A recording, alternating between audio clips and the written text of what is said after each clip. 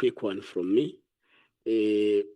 General Pahlane alleges that when they visited the Paul O'Sullivan and the IPD officials, when they visited the estate, part of what they probed was that from the security guards, was that how many cars does he drive?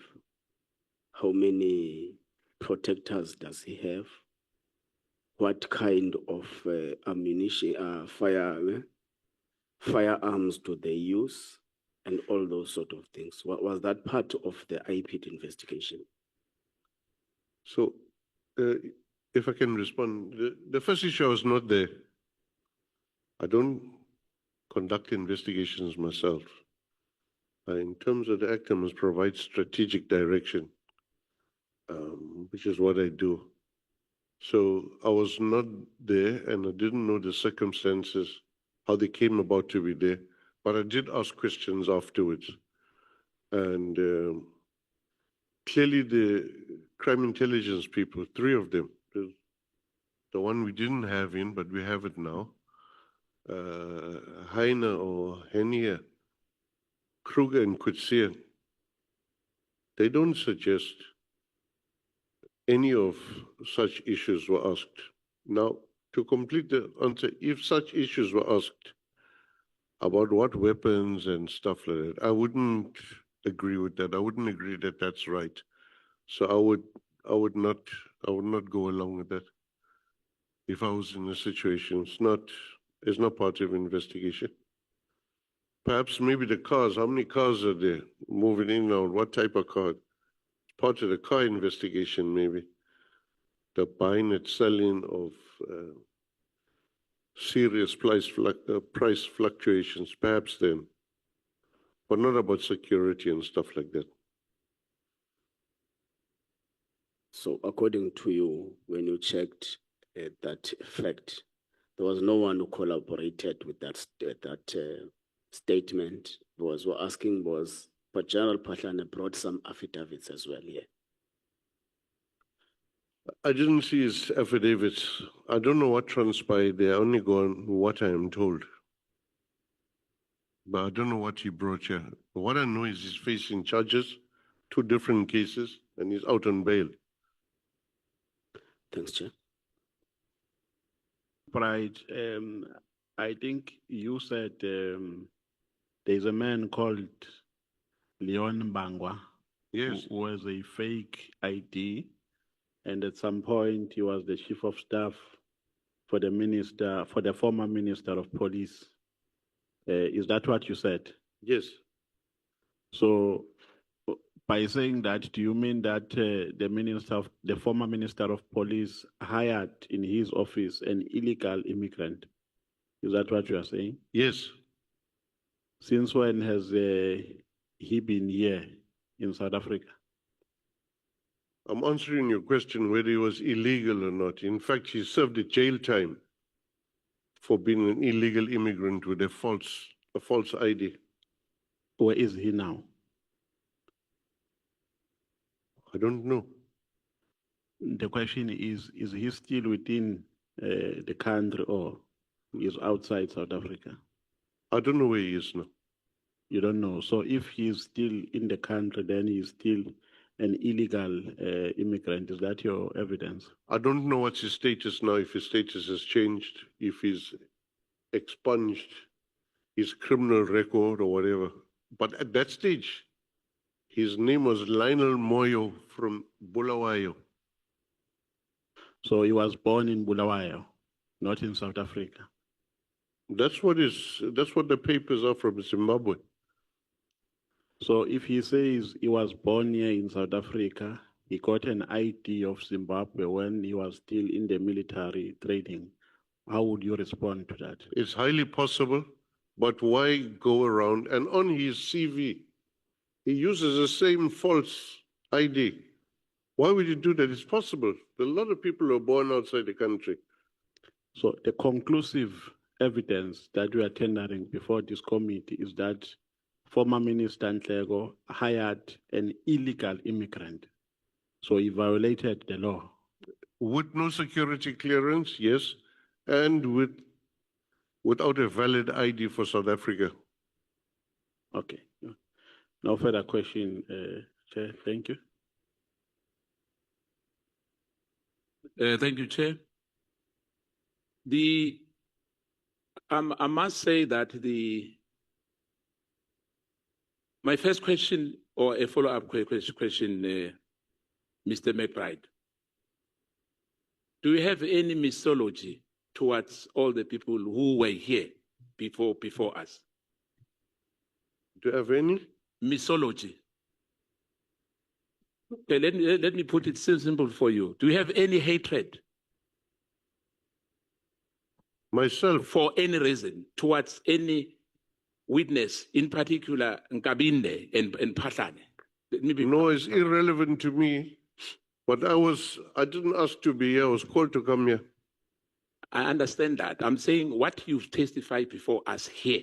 Yeah. You said the people I'm asking you about, that they are lying.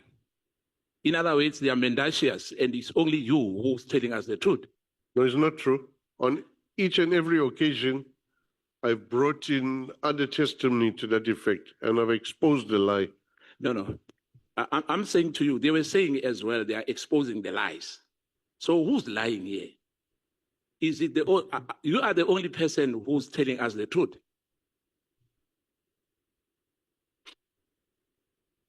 Chairperson, there's no easy way to answer this except to say there are none so blind as those who do not wish to see.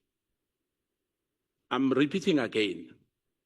Are you pulverizing all the witnesses who were here, who gave evidence to this committee? No, I'm not interested in pulverizing anybody. Now, you've mentioned that there's somebody called a white person, and you've spoken about a general, but you never gave us name. Do you remember that? Or you didn't know the names of those I don't understand what you're asking. No. Let me simplify for you, Mr. McBride. I'm saying in your statement, when you were reading the statement, when you were explaining to the evidence leader, you spoke about a general. When I raised my hand to the chair, because I wanted you to tell us what is the name of that general. You've done that twice. And hence I'm sitting here, I'm confused. Which general were you talking about? And at a later stage, you spoke about there was a call to a white somebody else. And there was no name as well. Hence, when we are in this committee, we always ask for names. You don't remember? I don't know what you are actually asking me. I'm asking the name. Of who? Of those people who said a general, but you didn't give us a name. In which particular context? Yeah, hence I'm saying to you, now you are asking me the question which I was supposed to ask you when you were mentioning those, when you make those allegations against a certain general, who I don't know who were you talking about. In whatever context, names are important here. We don't have to hide any name. For instance, let me put it like this, Mr. McBride. You were very clear about Leon Bangwa, that he was illegal, whatever, immigrant. And I'm saying let me put it to you. There was an issue of Paul O'Sullivan. Are you aware that O'Sullivan has got multiple passport in this country? It's possible, yeah. What have you done about that? It's not illegal to have multiple passports or citizenships.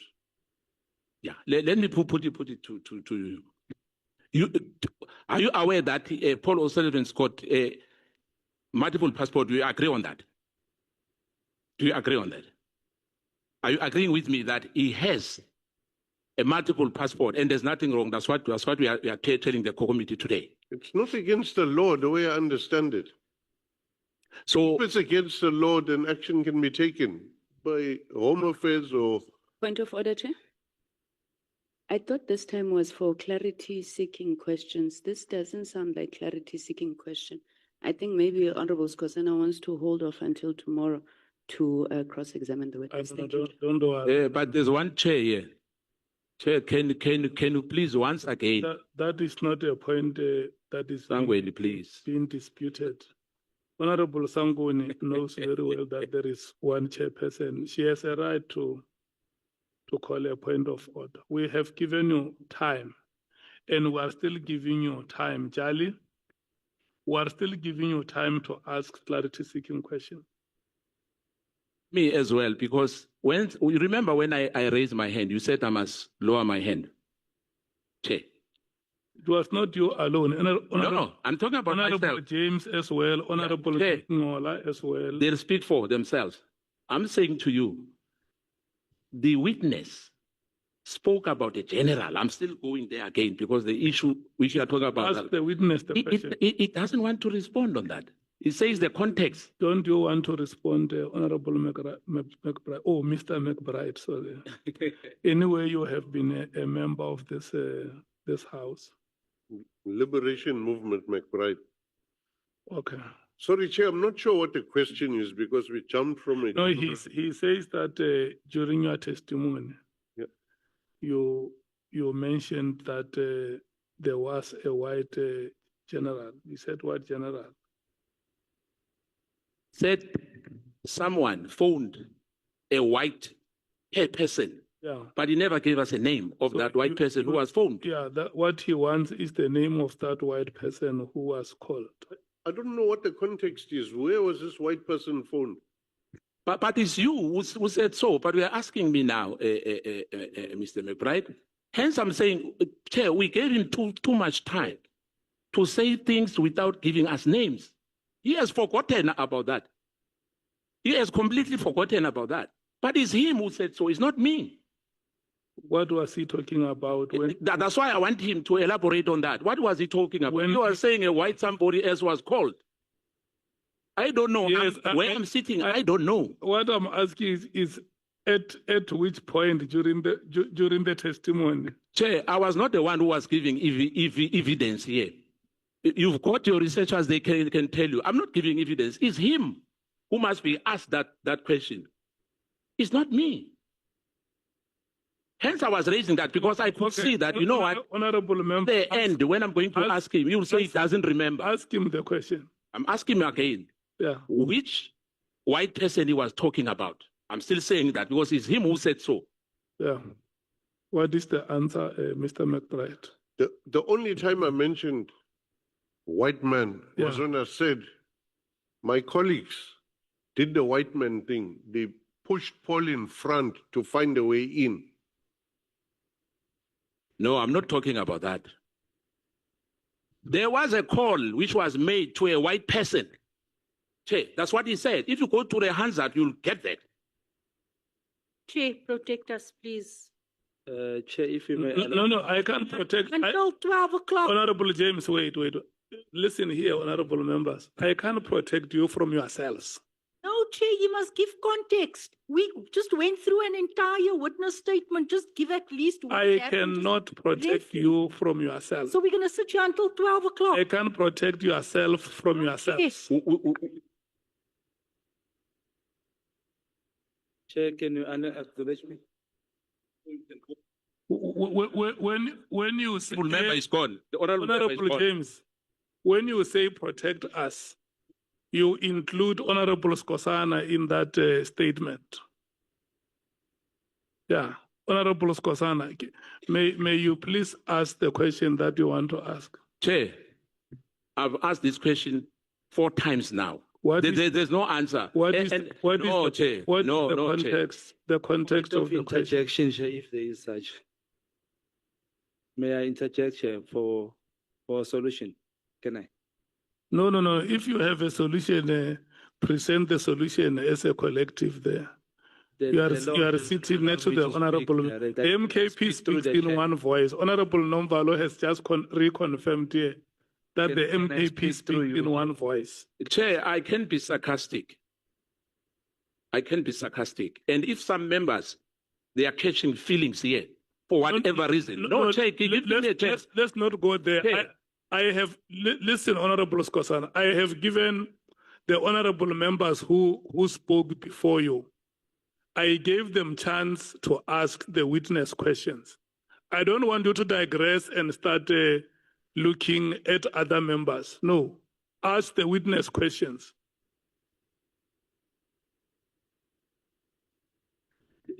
Chair, I'm going to reserve my right now because of this issue. It's been done to me many times, in particular, James, that when I'm on the podium, not for the first time, and I can do that to her. Don't start with me. If they don't respect you, Chair. Skhosana, don't start with me. I was trying to help you. Honorable, No, I don't need your help. Oh, no. You are wasting your time here. James, I don't need your help. If you don't have time to sit, you are even an alternative member. Honorable James. Once you even told her that she's an alternative member, you want to intimidate me James. when I'm asking. Can we? If she wants to go, she can go home. Can we do? We are here at work here. Can you do this, honorable members? Honorable Skhosana. No. I'm still talking to you. May you please listen to me. It is for the first time you raise your grievance with the chair about the conduct of Honorable James, isn't it? It's for the first time I'm sitting here. I'm speaking on record. It's for the first time you raise. Chair, I was sitting with her Raise the at grievance. M24. She has done the same. When I was asking Advocate Johnson, I won't forget. You never told. To help you because Help. I don't need her help, Chair, please. No, Chair, I don't need her help. Can both of you listen to me? Can both of you listen to me, please? Let's do this, honorable members. Honorable James, if what Honorable Skhosana says that every time he speaks, you show gestures that do not give him comfort. May you please desist from doing that. Number two, Honorable Skhosana, where I come from, a man always avoids a loud altercation with a woman. Where I come from, a man always avoids a loud altercation with a woman. Because there is more that can be said by a woman during the altercation. And that must never be heard by other people. So you said you are reserving your right to speak now. Chair, I think I will continue tomorrow. Thank you. Thank you so much. Honorable James, you were the last. Father, Mr. McBride, you mentioned a member by the name of Manamela that you've said uncuffed a suspect. Can you just give us the initials of that member? Because there's an active member by the name of Manamela that's still in SAPS. I think this one might have retired, ma'am. I don't have, I remember as Sup Manamela those days, and he was part of the crew that came from Northwest because they were busy at that stage, 2006, with following up the money that had been taken and the money that some cops had helped themselves to. At Benoni police station was a break-in there. He was a suspect in some of our cases also, long before I went to IPID. Okay, I'm going to stop you there for the sake of progress. Tomorrow, if you can please give me the initials, because there's quite a few Manamela still active within SAPS, so that we can identify who's this person. Secondly, you mentioned someone who's in GNU who threatened you. That's still part. Back then, they threatened you. When you came to the committee, they part of GNU and they threatened you. Who is that member? It was outside the committee. It doesn't matter. He's a member of this house. Who is that member? It's the Minister of Correctional Services. Groenewald. Yeah. Why did he threaten you? He told me I must watch out, and he put his It was not in the committee meeting. We had attended an intelligence briefing, and I was invited. And we all were in this intelligence briefing. It was in like a theater format. When we came out today, he confronted me, but in fairness to him, at a later stage, he asked me in more detail, is it true that the corruption is so bad? And then he never came back to me again. But that day he was telling me to watch out.